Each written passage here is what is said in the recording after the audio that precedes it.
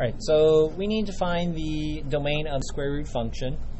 And if I look back at the chart we have just created, hopefully, do you guys see a rational function? Do you have a fraction? No. So it's just going to be what number? Number 3, square root only. Those are the 3 examples, right? What do we need to do? Set the radicand to greater than or equal to 0. Put your finger on the radicand.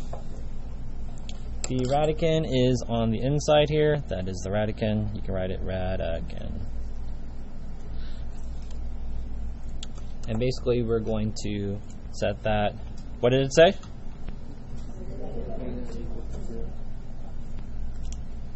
So now I have 2x minus 1. And then we just solve that. What do I do first? Now, if you're intimidated by the inequality sign, again, I have skipped chapter P, but if you want to go back, you look at it. That only switches when you multiply or divide by negative. So I add 1. Class, switch the sign? No. 2x is greater than or equal to 1. What's next? Divide by 2. Switch the signs? You only switch the signs when? Multiply, divide by negative number. Write that down so you know it.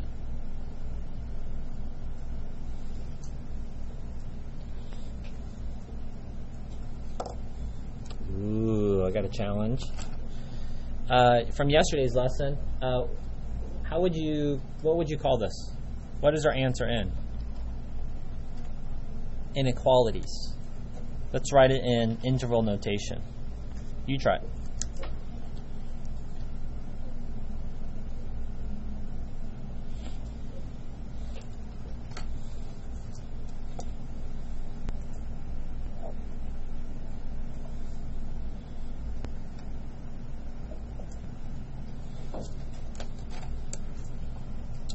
Let's do a quick review. Open or close circle.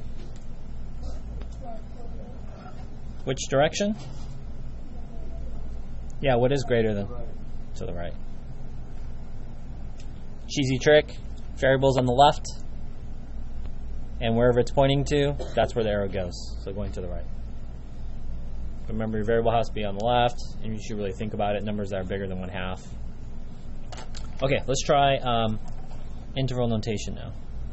So I'm trying to do a quick review. And my graph there is a visual. Bracket or parentheses?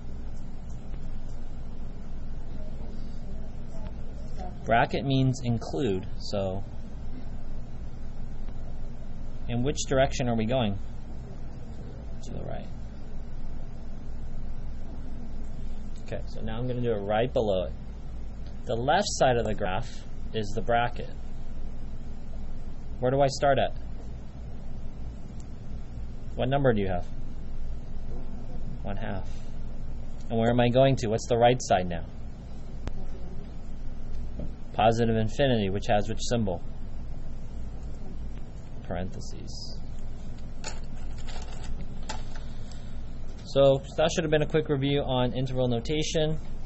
Sometimes a visual is helpful. It didn't tell us, so either of these are acceptable. I might even tell you very specifically, give me the domain in inequality as an inequality, or give me the domain as an interval notation. You should be able to know how to do both.